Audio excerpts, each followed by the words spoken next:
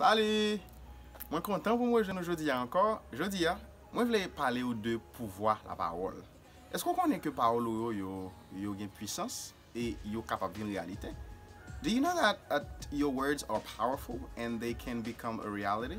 I'm here today to talk to you about the power of our words. Nous parlons comment nous capables d'utiliser parole nous yo avec sagesse pour nous faire plus bien possible. We will see how to use our words wisely to do more good as possible. Premier, ça me partager avec vous, c'est parler pour encourager. The first thing I'm going to share with you is speak to encourage. Moi connais un pile moun qui en pile fois prend temps yo pour utiliser parole yo pour décourager moun ou bien pour yo négatif dans moun. I know a lot of people who use their time to talk about things people are doing bad or to discourage people. Je dis à moi viens encourager ou pour me utiliser parole yo pour faire plus bien que mal na façon pour encourager moun. I'm here today to tell you to use your words more wisely enough to encourage people and not to discourage them. Moi li yon côté que ou besoin moun qui a encourager parce que monde là li déjà gagne assez moun qui critiquer. I read somewhere, be an encourager. The world has enough critics already. So, ou capable d'utiliser parole aujourd'hui pour faire plus bien que mal na façon à encourager moun. You can use your words to do more good than bad in the ways you encourage others. The second advice I want to share with you is if you want to speak or to criticize to give constructive criticism. Deuxième conseil que je voulais partager avec vous, c'est si vous voulez critiquer pour bailler conseil constructif. You know, there are people who are not good in their field, so they can be in teaching, but that's not the field they were supposed to be. Ou connaît gen moun qui nan domaine qui a évolué, c'est pas domaine qui ou t'a senti ou pi à l'aise ou bien t'a pi ka exceller là-dedans li. Kounya, ou même par exemple qui veut critiquer un monde qui a fait un travail, if you want to criticize someone who's doing a work, it's no problem because you can criticize to make the person improve. Pas de problème parce qu'on est capable de critiquer pas vrai pour faire mon améliorer. But I want you guys not to see the negative only. Don't see the bad parts. M'plaît que nous pas seulement ouais ça qui pas bon yo, négatif là. Mais on peut par exemple encourager un monde. You can start by congratulating the person, how willing the person is feeling to do something. Ou capable commencer pour encourager moun nan, pour féliciter parce que quand même ils ont volonté pour le faire travail. So it's true you want to criticize, but criticize in a way that doesn't make the person feel bad. C'est bon pour critiquer, mais critiquer d'une façon pour pas faire moun nan sentir mal. C'est comme si on dit ça la fait pas bon li. No guys, everybody is not bad totally, okay? Donc ou capable critiquer d'une façon tout le monde pas mauvais dans le sens comme si qui pas bon même. Chaque monde comme qui bon dans yo. Donc on capable commencer pour dire moun nan mais ça le fait qui bon. Mais montrer le gens à critiquer pas montrer c'est pas bon même, il faut que quand ça la faire. Okay? Because I know people that stopped to do something because someone else told them they were not able to do it. On connaît un pile monde qui campé un travail qui était commencé faire parce que gon monde qui dit yo pas ka faire ou bien pas bon. So guys, it's okay to criticize, but criticize in a way to give constructive criticism and to help the person to improve. Critiquer d'une façon pour capable faire mon améliorer tête li et critiquer d'une façon qui est constructive, mais pas pour détruire mon là. Mais troisième bagaille que m'ta partager avec vous. Here is the third thing I would like to share with you. Soit parler de tête ou avec l'autre monde, parler d'une façon qui est positive. Okay, if you're talking to people, if you're talking about people or about yourself, speak positively. On commence pour tête. Est-ce qu'on connaît que parole dit de tête ou yo ka une réalité? Do you know that the words you speak about yourself can become a reality? On nous prend un exemple.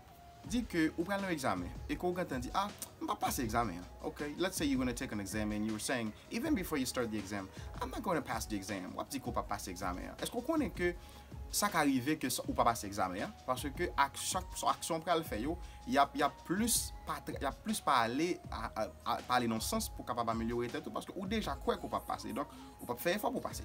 So let's say for example for the exam part, you say that you're not going to pass the exam. Do you know that it's more likely that you would not pass the exam because you said so? Because the actions you're going to do, they will not tend to help you pass the exam because you already said to yourself that you will not pass the exam. Donc on n'a pas dit on va pas faire par exemple ou qu'il pas fait pour tout. Donc parce que ou déjà pas faire effort pour ça arriver. So it's important for us to speak more positively about ourselves than negatively. Les plus important pour parler plus positif de tête et pour l'autre monde même.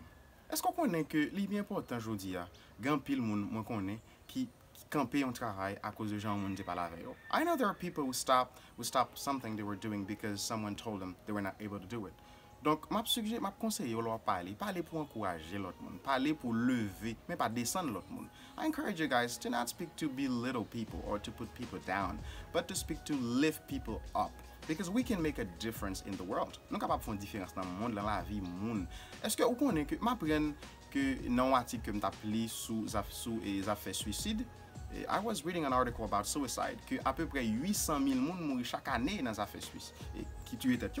Around 800,000 people die every year of suicide selon OMS, according to World Health Organization. Et en pile monde ça veut dire c'est affaires problème social. Donc c'est moun en pile fois qui pas senti yo appartenir à un groupe social, donc pas gen moun qui remen yo ka senti que yo seul. These are people who have social issues. They think that people don't like them. They think that people don't want them around them. So, on nous parler pour nous lever moun pito au lieu que n'a baisser yo. Let's speak to lift people up instead of belittling them or instead of pushing them down.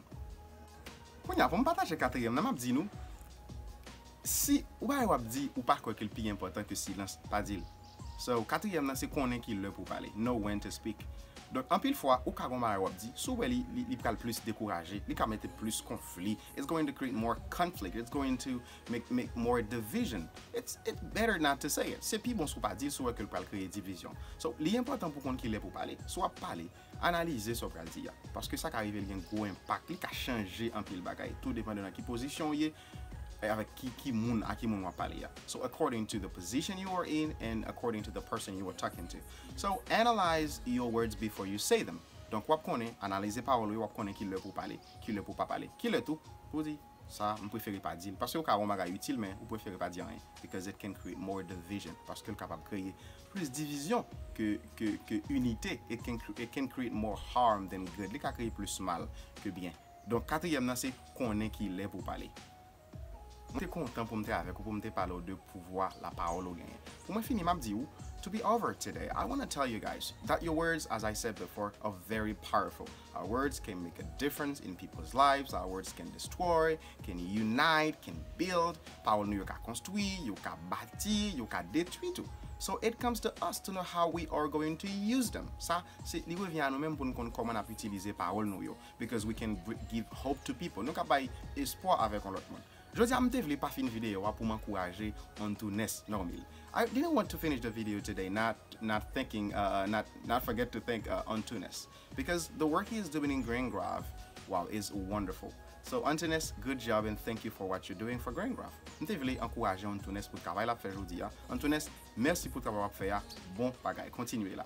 And guys, don't forget you can speak to encourage others, to give hope to others, and give people a reason to continue to live. Ou capable parler pour faire mon envie continuer vivre, parole pour encourager, parole pour bailler espoir. So it is to us to know how to use our words. Si revient à nous pour connaître comment on peut utiliser parole nous yo. Okay? Speak with wisdom. Parler avec sagesse.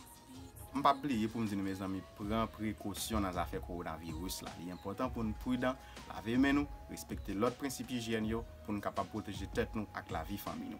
Before being over, I wanted to take the time to tell you guys take precautions to protect yourself and your family from the COVID-19 because it's real in Haiti and it's killing people.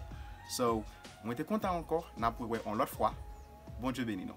I was so happy. We'll see you next time. God bless.